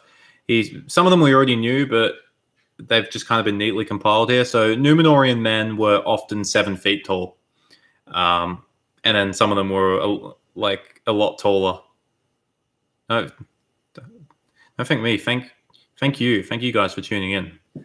So yeah, Numenorian men were like 7 feet tall. That was how tall they were supposed to be, which is very tall, obviously.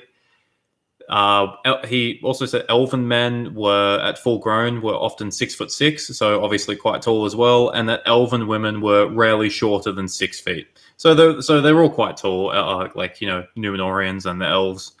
He has Aragorn as 6'6" because as the Numenorians declined, so did their heights. For example, Elendil was apparently 7'11", which is absolutely gigantic. So just goes to show that Aragorn was a lot shorter, and he was a lot shorter than most Numenorians would have been at that point. But he was still quite tall for Middle Earth standards. The only person that's kind of as tall as him that we know of is Eomer. Boromir was apparently 6'4", but he was like broader in build than Aragorn. So he was only a little bit shorter than Aragorn, but he was broader. Legolas is he's mentioned as being at least 6 foot tall. There's hardly any physical description of Legolas. People were hoping in this book that we would finally learn Legolas's hair color, because we don't know what color his hair was. Everyone just assumes it's blonde because Thranduil is blonde, but he might not be blonde. Who knows? Numenorian basketball. Yeah, definitely. Numenorian lots of stuff. It wouldn't just be basketball. It'd be like long jump, high jump, like just everything. They'd be so good at everything. What sport wouldn't they be good at for being so tall? What sport? I'm trying to think. They'd have to build their doorways really high. Yeah, Brawlermere. Yeah, exactly. Their doorways would have to be very, very high. I guess if they went into like dwellings of limbo. There we go. Yeah. Yeah, they'd have to use giant clubs for mini golf, limbo. Yeah, they would. Can't imagine. Colonialism is a difficult theme in Tolkien. Yeah, it is. Tolkien didn't like colonialism. He didn't like imperialism. He was very much against it. He had a lot to say about it. He loved Britain, but he didn't love the British Empire. Which makes me feel bad, man. As a subject of the British Empire, Tolkien didn't care about me. Former British Empire. But yeah, the Dunlendings got the Dunlendings are like victims. They are victims. Like, if you read all of his writing, the Dunlendings got fucked over repeatedly. I feel sorry for them. But yeah, it's not a difficult theme. I don't think it's a difficult theme. It's an interesting theme though, because it kind of like shows that the Numenorians were kind of also they were the good guys, but then at the same time they had a dark side too. They were also sort of the bad guys. So so Legolas was at least 6 feet tall. This is an interesting one that Numenor could absolutely be compared to like a lot of the Spanish Empire, the British Empire. Yeah, exactly. So this will be an interesting one that might surprise some people. Especially because of popular perception of this character. But Gandalf is actually supposed to be quite short. He's actually supposed to be 5'6", which would make him short, even below average height, even in Tolkien's time. Which is quite interesting because Ian McKellen is, I believe, he's like 5'11" or something. So he's a decent height, and obviously with his hat, it makes Gandalf look quite tall. Whereas in Tolkien's mind, Gandalf was actually quite short. He was actually significantly shorter than a lot of the other characters. So, and that kind of like just goes to show how much authority sort of he had, because he was just a short dude, and he's like talking, he's talking smack to like Dunedain and stuff, and they're like, he's got to look up to talk to them. Gimli was apparently supposed to be it's unclear, but he's supposed to be taller. He's taller than 4 feet, basically. He's somewhere between 4 and 5 feet. The hobbits were all between 3'4" and 3'6". Sam was apparently the shortest, but basically the shortest, but the widest, so to speak. The fat hobbit. So yeah, those are some interesting things as far as heights go. That's stuff that he put there. Put in his new book. Well, he didn't put it in there. Someone else did. All right, now I've got my final category here. This is a category I've labeled as weird shit. So the first one is the kind of original Elven word for hand was maga, which I found kind of I found that kind of funny. The next one, all elves were ambidextrous. So elves didn't have a concept of left and right when it came to like their body, like usage of their body, basically, because they were all ambidextrous. Which that's pretty cool. Is anyone here ambidextrous? I wish I was. My left hand's useless. I don't know if did hobbits have plumbing. I don't know if they did. The Samwise Broadgy. Come on, man. You've used that joke already. You can't use it again. So yeah, all elves were ambidextrous. So when Maedhros got his right hand cut off, he was like, "Yeah, all sweet. I've still got my left hand. I'm still good with my left hand." So, and that explains why the elves were so good at fighting. They were, had full use of both of their hands equally. This is an interesting one because this will challenge kind of probably a lot of the popular perceptions people might have. It's that Numenorians and Dunedain descended from Elros did not or could not grow beards, right? So, kind of perception of Aragorn, not just in the films, but also in like lots of artwork, is that he's bearded. But in Tolkien's mind, characters like Aragorn, Boromir, Faramir, Denethor, and Imrahil, they would all not have beards. They would all be beardless. And this is the same for all of the kings of Gondor. They wouldn't have beards, not because they didn't shave, but because they literally couldn't grow beards thanks to their elven ancestry. So I think that's a very interesting one because, like I said, most artwork you see of these characters, they all have beards or at least some stubble. So yeah, it would suck if you're someone descended from Elros and you have a shit chin. You wouldn't be able to grow a beard to hide it. But yeah, that's an interesting one. And the last one I've got here is that elves could send mind images. So we kind of know this because Galadriel did it. But yeah, they could send basically visions to other people. So it's almost like telepathy. It's like sending an image on the internet, except you're using your brain. They could send it to other elves, and other elves could send it back.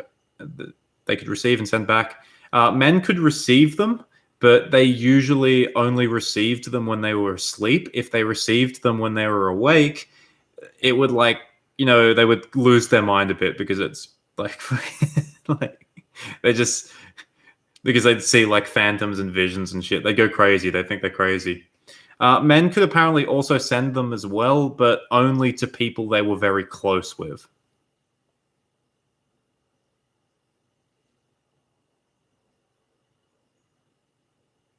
Did he? When did he do that specifically? Did he do that when he first met them?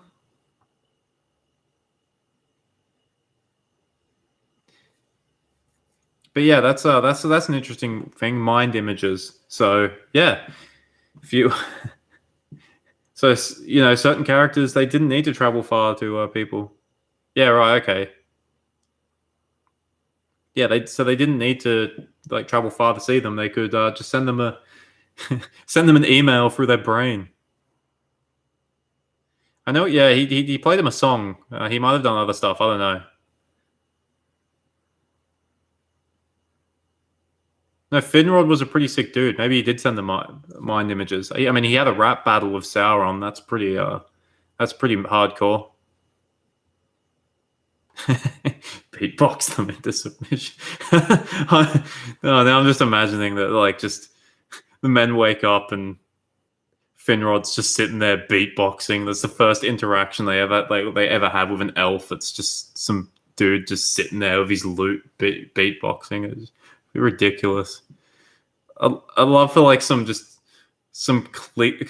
completely like horrific adaptation of Tolkien's work where everything just becomes like a complete meme. Like I like the rap battle between Finrod and Sauron. Like,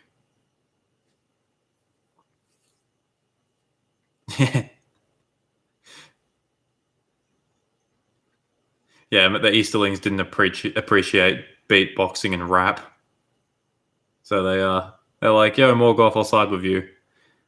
What music do you play? Heavy metal? Yeah, we're into that." But yeah, that's about it. That's all that I have on my notes here about nature of Middle Earth. Damn, 2 hours. Yeah, that's what we're gonna see on Amazon show. Yeah, exactly. I don't know. It would be kind of funny for me if it was just like, oh, I wouldn't. The thing with the Amazon show is that, like, if it's gonna be bad, please be so bad that it's good. Don't be like, don't be just be normal bad. Be like really, really bad, so it becomes funny. So I can like make memes of it. Don't do what like Game of Thrones did, where it like was good and then it became terrible. Like it just slowly declined in quality. Whew. But yeah, that is it as far as nature of Middle Earth goes. Yeah, exactly. Yeah, like The Room or like Russian Lord of the Rings. I mean, Russian Lord of the Rings is like hilarious because it's like, because it's just the production value of it, and it was created by a theater company. I love Russian Lord of the Rings because it's just so ridiculous, but like they put their heart into it, but it was just so ridiculous. And yeah, if it was like if it was like The Room, that'd be funny. Like if Celebrimbor was like Johnny or something. Have I read Leaf by Niggle?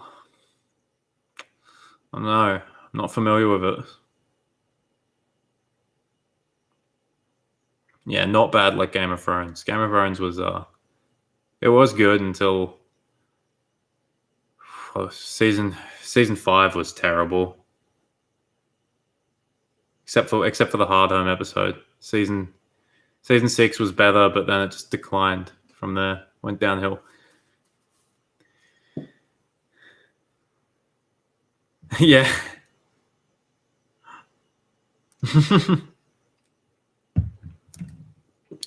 No, I'm cautiously optimistic about Amazon Lord of the Rings. I'm cautiously optimistic. I'm not going to go into it.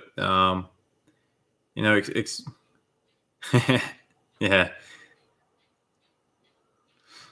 yeah. I'm gonna go into it hoping for the best, but it's a hard thing to live up to, especially when you're a big fan of something. Stuff isn't gonna fit the perception you have of it, especially if it's it's a TV show or something. It's just gonna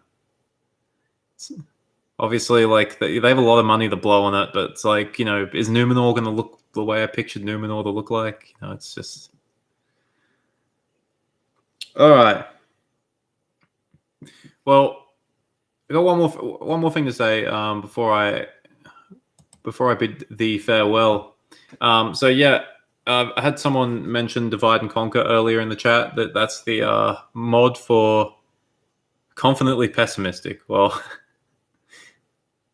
well, I hope you're wrong, and you probably hope you're wrong too.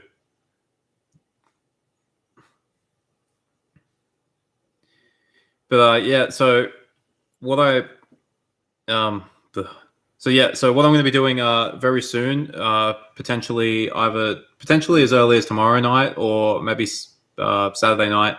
I'm going to be streaming a Divide and Conquer campaign. That's the mod for Medieval 2, Lord of the Rings mod. I'm going to be streaming that. What I'm going to be streaming is it's going to be a AI battle royale. So that's going to be fun. I'm basically going to be doing commentary over it. It's going to be a train wreck, but it's going to be fun. I'm doing that on Twitch TV simply because it's better than YouTube Live. I kind of struggled to set this up, and it's Unga Bunga DSE, yeah, exactly. So I struggled to set this up, so I'm going to be doing it on Twitch. I believe my Twitch handle is Dark Gandalf TV. So it's all one word. So yeah, feel free to follow me on Twitch. I'm going to be doing it there, and it will be eventually getting like put up on my YouTube channel too. But that's going to be fun. I'm looking forward to that. Looking forward to the horrible AI doing really bad stuff, that kind of shit. So yeah, feel free to join me there very soon. Like I said, it might be tomorrow. Depends what I'm doing. It's the weekend. I might be out getting shit faced somewhere potentially, but also at the same time I might not be because I'm getting my first COVID jab tomorrow. So I might feel like shit. Who knows? But thank you for everyone who tuned in, and thank you to the people in chat. Some of you are hilarious. You definitely made this stream a lot better. No, I'm not on Twitter. I should make one. I can put like updates and stuff. Yeah, that wouldn't be a bad idea. Don't.